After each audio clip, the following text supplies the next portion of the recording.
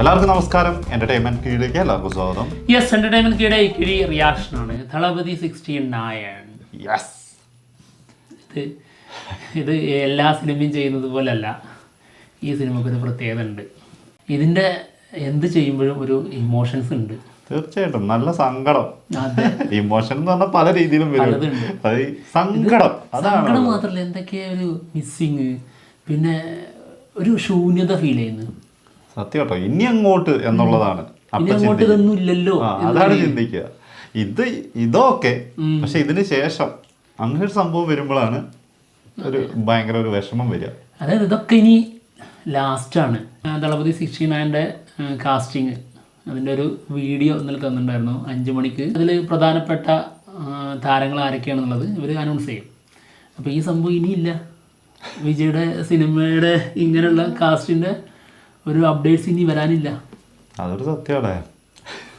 ഇന്നലെ അതൊന്നും അത്രയും ചിന്തിച്ചില്ലായിരുന്നു. പെട്ടെന്ന് ആവേശത്തിൽ അതൊക്കെ കണ്ടു എന്നല്ലാണ്ട് കൂടുതൽ അതിനെക്കുറിച്ചൊന്നും തീവ്രമായിട്ടൊക്കെ ചിന്തിക്കാൻ പോയില്ല. ഇനി ഇങ്ങനെ ഒരു സംഭവം ഇല്ലല്ലോ അങ്ങനെയുള്ളതൊന്നും.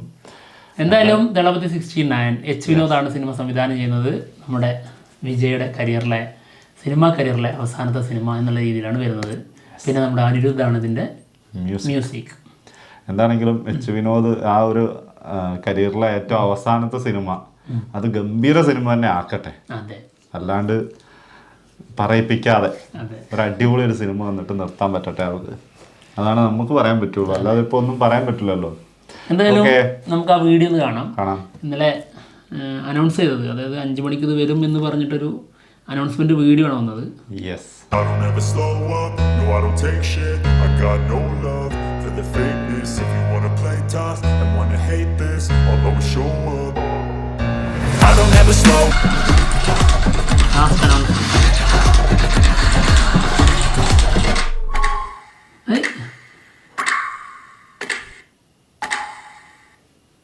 ബ്ലഡ് ഒറ്റണ പോലെ ഒരു ഫീൽ ഉണ്ടോ?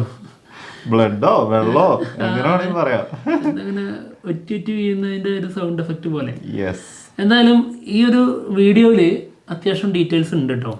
ഇതിൽ ആരൊക്കെയാണ് വരാൻ പോകുന്നത് എന്നുള്ളതിന്റെ സാധ്യത നമുക്ക് ഇത് വെച്ച് ഡീകോഡ് ചെയ്ത് കഴിഞ്ഞാൽ കിട്ടും. നമ്മളതിന് ഒന്ന് പരിശ്രമിച്ചു, പക്ഷെ അപ്പോൾ ശരിയായ രീതിയിൽ കിട്ടിയില്ല. പക്ഷെ അതിൻ്റെ ആവശ്യം ഉണ്ടായിരുന്നില്ല. നമുക്ക് ആൾറെഡി ഇത് പലതും അയച്ചു തന്നിട്ടുണ്ട്. തീർച്ചയായിട്ടും അത് സാധനം അതിന് മുന്നേ കൂടെ കിട്ടിയിട്ടുണ്ട്. ഇതിനകത്ത് വേറൊരു കാര്യം എനിക്ക് തോന്നി എന്താണെന്നറിയോ, 5 പേരെയാണ് കാണിച്ചിട്ടുള്ളത്. ഈ 3 ദിവസം കൊണ്ട് 5 പേരെ എങ്ങനെ കാണിച്ചു തീർക്കും? ഞാനും അതാ ചിന്തിക്കുന്നത്. ഇന്നലെ കാണിച്ചത് ഒറ്റ ഒരാളെ മാത്രമേ പോസ്റ്റർ അനൗൺസ്മെന്റ് അതായത് ഓൺ ബോർഡ് കാണിച്ചിട്ടുള്ളൂ. അപ്പൊ ഇന്ന് ഒരാളായിരിക്കൂല, ഇന്ന് 2 പേര് വരുമായിരിക്കും, നാളെ 2 പേര്. ഓക്കെ, അങ്ങനെയായിരിക്കണം. എന്താണെങ്കിലും ഈ വന്നതിനകത്ത് നമുക്ക് വീണ്ടും ഒരു നിരാശയും കൂടെ തന്നോണ്ടിരിക്കുകയാണ്. അതായത് റൂമേഴ്സ് പ്രകാരം നമ്മുടെ മലയാളത്തിൽ നിന്ന് 3 M's ഉണ്ടാവും എന്നുള്ളത് പറഞ്ഞിട്ടുണ്ടായിരുന്നു. റൂമേഴ്സ് പ്രകാരം കേട്ടോ.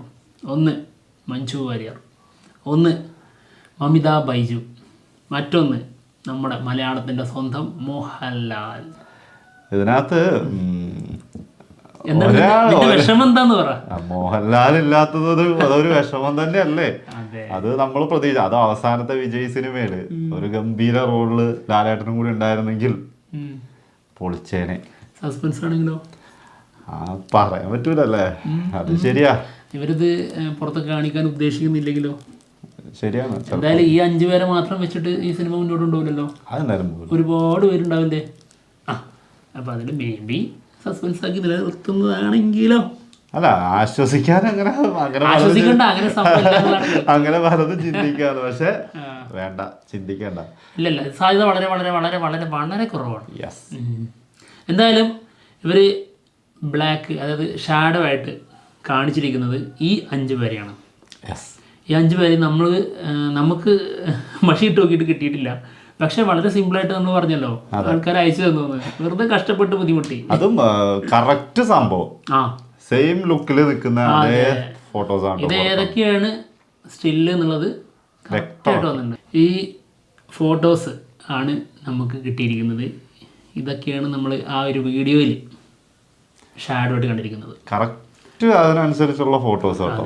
മമിത ബൈജു, ബോബി ഡിയോൾ, പൂജ ഹെഗ്ഡെ, പ്രിയാമണി, പ്രകാശ് രാജ്. ഈ 2 ക്യാരക്ടർ ആയിരിക്കും മോഹൻലാലും മഞ്ജു വാര്യർ പറഞ്ഞുകൊണ്ടിരുന്നത്. അതെ, ആ സാധ്യതയാണ് അവിടെ പോയത്. പ്രകാശ് രാജിലേക്കും പ്രിയാമണിയിലേക്കും. പ്രിയാമണിന്റെ സാധ്യത അതിനു മുൻപ് ആദ്യം പറഞ്ഞത് നമ്മുടെ ആ സ്ഥാനത്തേക്ക് കേട്ടോ, പ്രിയാമണിക്ക് പകരം നമ്മൾ ആദ്യം കേട്ടിരുന്നത് സിമ്രാനായിരുന്നു. അതിനുശേഷമാണ് മഞ്ജു വാര്യർ വരും എന്നുള്ള രീതിയിൽ പറഞ്ഞു കേട്ടത്. ഇപ്പോൾ പ്രിയാമണിയാന്നുള്ള രീതിയിലാണ് കേൾക്കുന്നത്. ഇപ്പൊ പറഞ്ഞു കേൾക്കുന്ന ഒന്നും വിശ്വസിക്കണ്ട. അതെ, വന്നിട്ട് വിശ്വസിച്ചാൽ മതി. ഇന്നെന്തായാലും രണ്ടുപേരും വരും. ഇന്നെന്തായാലും രണ്ടുപേരും ഉറപ്പ്. അപ്പൊ നമുക്ക് വിശ്വസിക്കാം. എന്തായാലും സിനിമയുടെ പൂജ 4-ാം തീയതി നടക്കും എന്നുള്ള രീതിയിലൊക്കെ പറഞ്ഞു കേൾക്കുന്നുണ്ട്. പൂജ പങ്കെടുക്കുന്നുണ്ട് എന്നുള്ളതും പറഞ്ഞു കേട്ടു. 2 വീക്കാണ് ആദ്യത്തെ ഷെഡ്യൂള്. അത് സോങ് ആണല്ലേ? ഫസ്റ്റ് തന്നെ സോങ് ആണ് ചെയ്യുന്നത്. 2 ആഴ്ചത്തെ ഷൂട്ട്. ഓക്കെ. അപ്പോൾ എന്തായാലും മമിത ബൈജു നമ്മുടെ വിജയുടെ കൂടെ എന്നുള്ളത് എന്തായിരിക്കും ക്യാരക്ടർ? അനിയത്തി അല്ലെങ്കിൽ കാമുകിയുടെ അനിയത്തി, ചേട്ടന്റെ മോള്, അങ്ങനെയൊക്കെയുള്ള ഏതിലേക്കും വരാം. ഓക്കെ. അപ്പോൾ എന്തായാലും പ്രധാനപ്പെട്ട ഒരു കഥാപാത്രമായിരിക്കും. യെസ്. പിന്നെ ഇന്നലെ 5 മണിക്ക് ഇവർ പുറത്തുവിട്ട ഒഫീഷ്യൽ പോസ്റ്റർ എന്നാണ്. ബോബി ഡിയോൾ വില്ലനെ തന്നെ ആദ്യം കാണിച്ചിരിക്കുന്നു. നമുക്ക് ആൾറെഡി അറിയാം ദളപതി 69 ആയതുകൊണ്ട് തന്നെ വിജയാണ് ഇതിൽ നായകൻ എന്നുള്ളത്. അപ്പോൾ വില്ലന് തരണം ആദ്യം. തീർച്ചയായും. ഇനി ബാക്കിയുള്ളവരെ തരും. ഇനി ബാക്കിയുള്ള 4 പേരും കൂടി ഉണ്ടാവും. 4 പേരെ കിട്ടും. അതുകൊണ്ടാണ് 2 പേരായിട്ട് വരാൻ പോകുന്നത്. അത് ഒറ്റക്ക് വരുന്നത് അത്രയും പ്രാധാന്യം ഉള്ളതുകൊണ്ടാണ്. ഒറ്റയ്ക്ക് വരുന്നവൻ മോൺസ്റ്റർ. അത് തന്നെയാണ്. എന്താണെങ്കിലും വരട്ടെ. ഇന്ന് വരുന്നത് 5 മണിക്ക് തന്നെയല്ലേ? ഇന്നും 5 മണിക്ക് തന്നെയാണ്. നാളെയും 5 മണിക്ക് തന്നെയാണ്. പിന്നെ വേറെ കാര്യമുണ്ട്. അതായത് ഈ 5 മണിക്ക് ഇത് വരുന്നതിന് മുൻപായിട്ട് ഒരു വീഡിയോ, കൗണ്ട് ഡൗൺ വീഡിയോ ഇവര് പുറത്തുവിട്ടുണ്ടായിരുന്നു. ശരിക്കും ഈ ഒരു പോസ്റ്റർ കാണിക്കുന്നതിന് മുൻപ് അത് കാണിക്കണമായിരുന്നു അല്ലേ? അത് കുഴപ്പമില്ല. ഓക്കെ, അതൊന്ന് കാണാം. എല്ലാരും കണ്ടു കഴിഞ്ഞാണ്.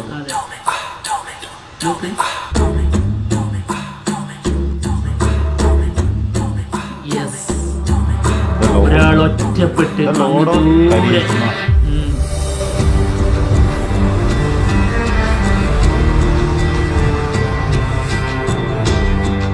നിൽക്കുന്ന വിജയാണ്.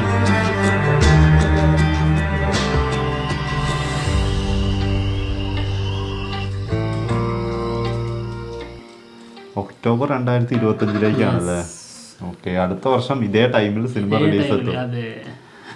കൊള്ളാം. ഇവരിതിനൊരു ക്യാപ്ഷൻ കൊടുത്തിട്ടുണ്ട്. കൗണ്ട് ഡൗൺ ഇല്ലാമ എപ്പടി 1 hour to go to meet the Lord of Karishma. Code word accepted നൻബ നൻബി. അതൊരു സത്യം കേട്ടോ. ഇതിന് കൗണ്ട് ഡൗൺ ഒക്കെ കൊടുത്തില്ല, പിന്നെ ഇനി ഏതിന് കൊടുക്കാനാ? ഇനിയാണ് കൗണ്ട് ഡൗൺ. ഇനി കൗണ്ട് ഡൗൺ ഇല്ല. അല്ല, ഇനി തുടങ്ങുകയാണ് ശരിക്കും കൗണ്ട് ഡൗൺ. എന്താ പറയുക, ഈ സിനിമ റിലീസ് ചെയ്യുന്നോളം വരെ, അതായത് അടുത്ത വർഷം ഒക്ടോബർ വരെ. എന്താണെങ്കിലും കൊള്ളാം. എന്തായാലും ഭയങ്കര ആഘോഷമായിരിക്കും, ഉറപ്പാണ്. കാരണം ഇനി ഇങ്ങനൊരു സംഭവം ഇല്ലല്ലോ എന്നുള്ളത് കൊണ്ട് തന്നെ പ്രേക്ഷകർ, എല്ലാ ആരാധകരും, അതായത് വിജയിൻ്റെ ഘട്ട ആരാധകർ മാത്രമല്ല, എല്ലാ ആരാധകരും, സിനിമയെ സ്നേഹിക്കുന്ന എല്ലാവരും ഇത് ആഘോഷിക്കും. തീർച്ചയായിട്ടും, അത് ഉറപ്പായിട്ടുള്ള കാര്യമാണ്. അപ്പോൾ എന്തായാലും ഞങ്ങൾ പോവുകയാണ്. മറ്റുള്ള വിശേഷങ്ങളുമായിട്ട് ഉടനെ വരാം. ബൈ.